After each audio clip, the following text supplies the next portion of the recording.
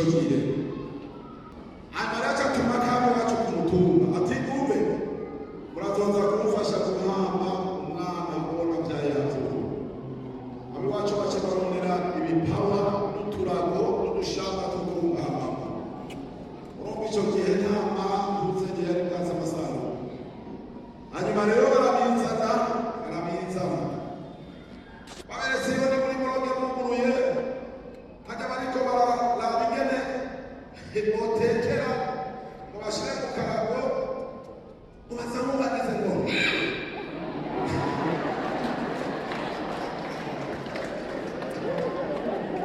jewe nitwa Mpawenayo Joseph narababwiye rero nizobabwira ingene iryo zina ari yose nivyo rero ngomba ndababwira uko byagenze mama yaragimugenze uko bandi bose bibumbiye hanyuma hageze aho aca kunyibaruka yanyibarukiye muri maternité y'Ikiganda Ikiganda hakira ababikira muri ico gihe umwakirizi yitwa Marimandino urumva rero ko yamubikira yaca yitwa mama Marimandino mama wanje rero yitwa Pasikaziya amara yashitseyo anyibarutse maramasaha make iriho candapfa baca banjana muri Moroge bajanye muri Moroge nta kundi umuntu apfuye kumujana muri Moroge hanyuma rero bashitse muri Moroge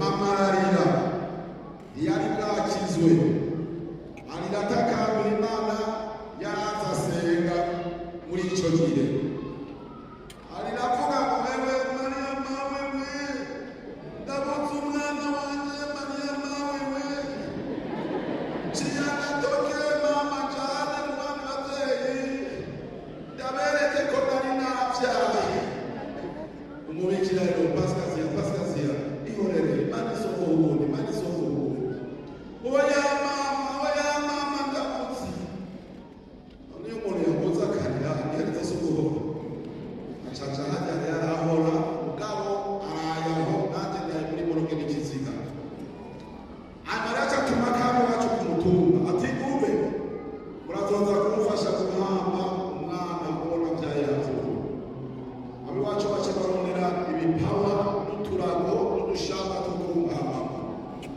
urumva ico gihe ntama ntuzenge yari bwaza amasaha hanyuma rero barabizana baberetse iyo ni muri muroge muguruye hajya bariko bararaba ingene botekera ngo bashire mu karago ubaza nk'ubagize ngo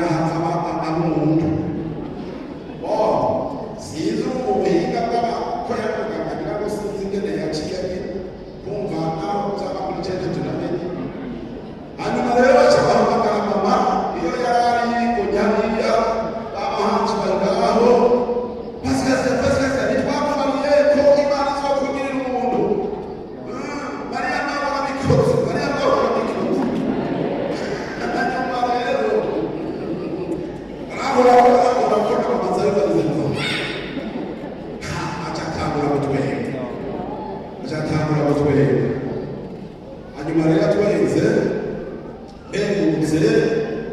urumva baca bagira iki bya bindi byose bazanye rero baca bashiragaho bahagarika hanyuma rero umubikira cavuga ati Pasikaziya kw'Imana ikugire umuntu uyu mwana ndamwise Yozefu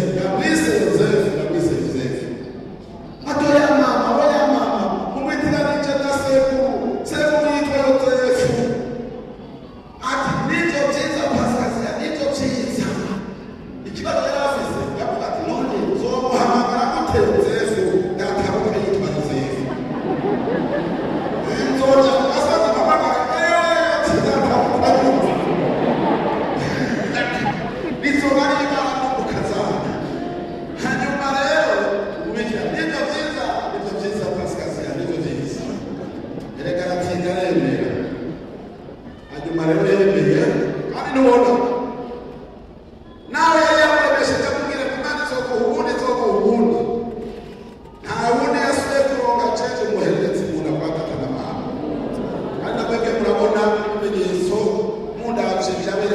umuhererezi.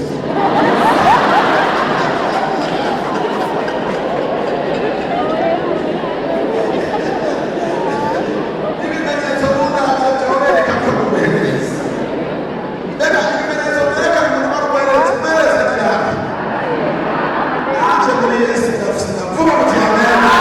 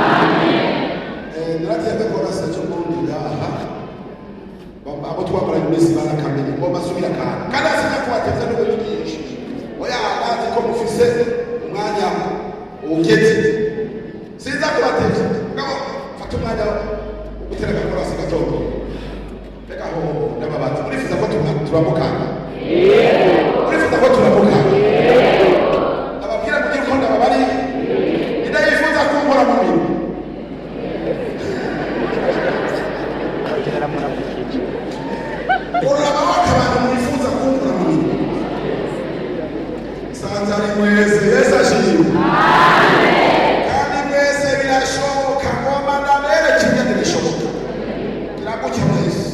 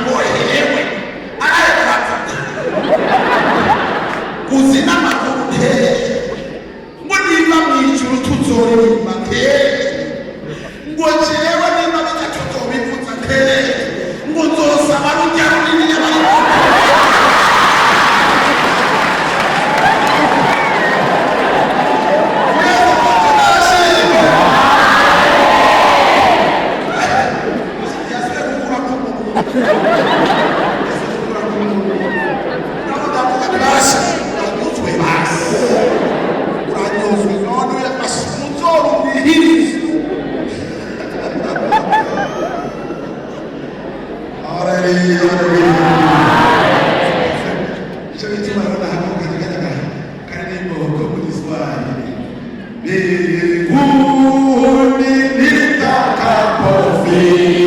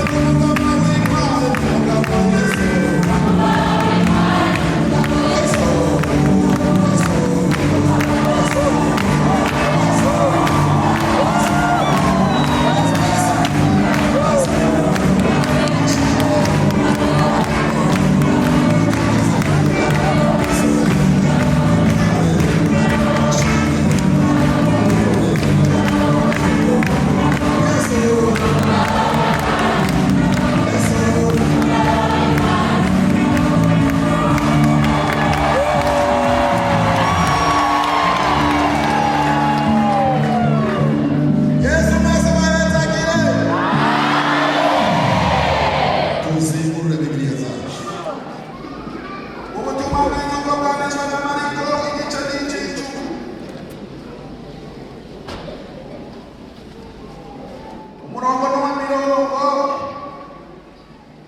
ine n'icyenda duce dusimba dusome umurongo wa 51 dusome reka mwamaze kuhaba. Yesu ahumura impumyi yitwa nde? Impumyi yitwa nde? ine n'icyenda Yesu ahagarara arababarira ati nimumuhamagare. 5 Yesu arayibaza ati ugomba ko mukorera iki? ino mubwira mwishura ati ndagomba guhumuka mwigisha. Yesu arabwira ati genda umbize akamujije atarahumuka amukurikira mu nzira Imana idufashe. Aya majambo yakomezwe nawe nanje nibereshezo rya Mungu wawe icyo ngomba ni kimwe pema manukira anshoboze gushikiriza ijambo ryawe abaryumva nabo bagira icyo batahukana uyu munsi senze gutyo muri gazina ryawe ryera Yesu. Amen. Uyu ni Yesu wa Nazareti. Abaririmbyi bigeze kuririmba kuri iyi ndirimbo naciye mvuga ni mwe aremeje ijambo Nazareti. Sema amen. Ijambo vise nilifunga ngo kuhamagarwa na Yesu wakubaza cha kukorera. Amen. Amen. Amen. Kama sababu ya tuna mao mwisho wa dini mtakao kwa wale.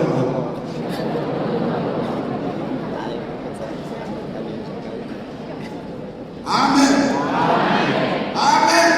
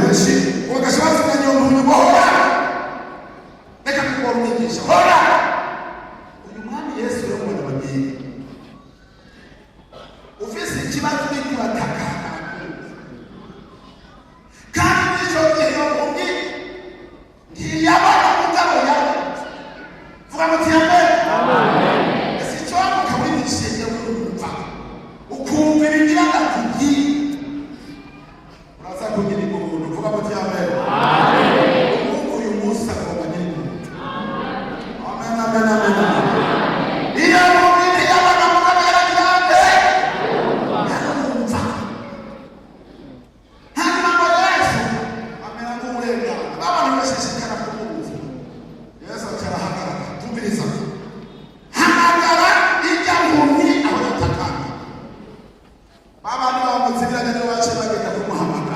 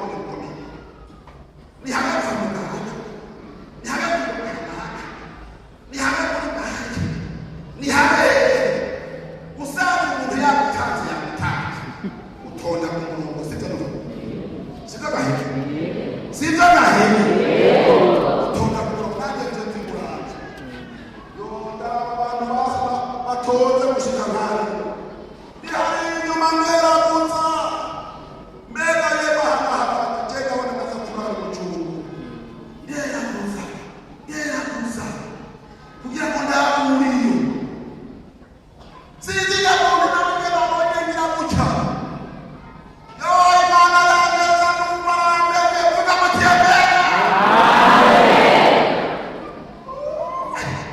ese yesu yo ari hafi akamenya ibibazo byawe amen amen amen yamubaha atatumoa biri kumwe nawe genda mumpamagare uriya muntu ari hariya nyamuna cyaraza gukebuka cyangwa abantu ese muri babana cyangwa muri babana araza ngo hewe gusa mbona mushefu waranyumye urengana musangane ikibazo kugira ngo ndega ikibazo kugira ndega n'abashimire bakansubiza basimama sema amen y'abantu bose baruzaza mbisa arabamagara mbisa basa kuko amagara amen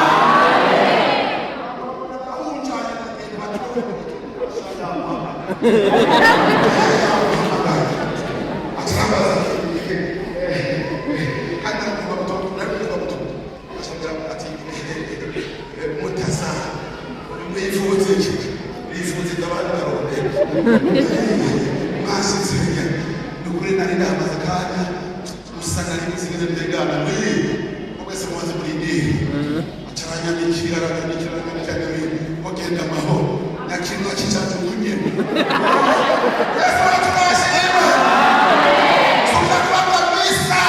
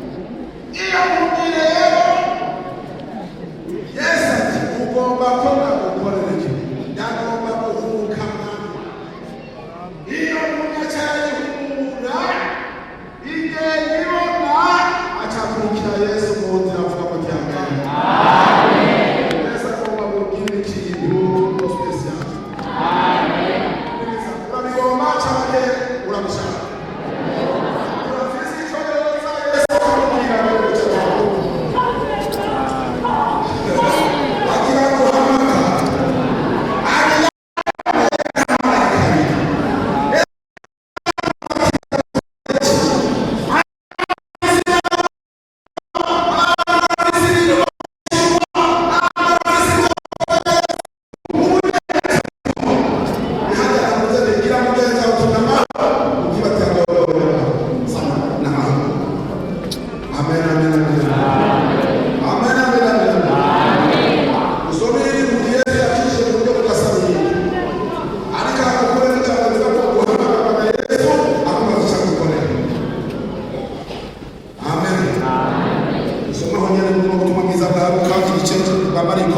igice cy'umunani nacyo turabaye impumyi yakinjijwe mu budasa n'ubu ariko bose turadusangiye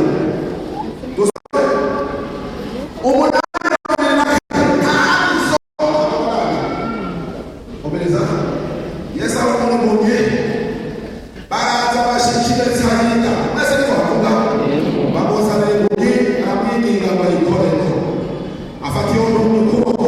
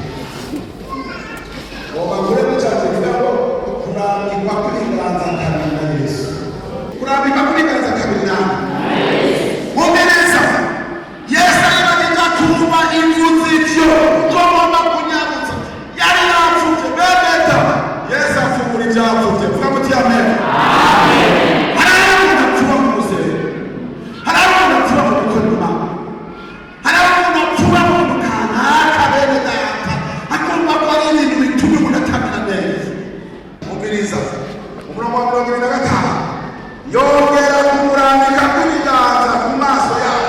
Mbega iyo bavuze ngo yongera, ivyari n'ibiganza bya kane, aramurambika kw'ibiganza yongere kubimushirako iyo mu ngingo ikira amaso yayo iritegereza irakira ihweza neza vyose. Amunyikiwe ati kuje muri ibi bihana, vuga muti amen. Vuga muti amen. Amusubiye mwamurambitse kw'ibiganza, iyo muntu yakira irabona ihweza neza vyose neza, ikigenda yakize. Yesu abaheza. Yesu abaheza. Yesu abaheza. Oba mubwire rero, hari ibintu uba wiyizi, Yesu agomba gufasha. Hari ibintu byaguteye kugenda umenya warafuze, hari ibintu byatumye umenya bimeze neza. Icyo Yesu agomba gukorera isaha mu mwanya ni uko agomba gusubira icyo kubara. Ngomba ishimwe, wowe urashobora kurinda aha wiyizi kw'icyaha cyakunaniye gukira. Ngomba ndagusabe aho uri uhaguruke tugusenge. Ikindi Yesu araguhamagaye, agomba kugira icyo agukorera. Niba ufite icyo yogukorera, uhaguruke tugusenge. Niba wumva umuti yewe ndakeneye ibindi biganza bya Yesu kugira ngo ushike ahantu ho kubona neza mu kirere, turamuhaye hasi. Ndabangije umusatsi wa Yesu abaheza. Iyo mwicara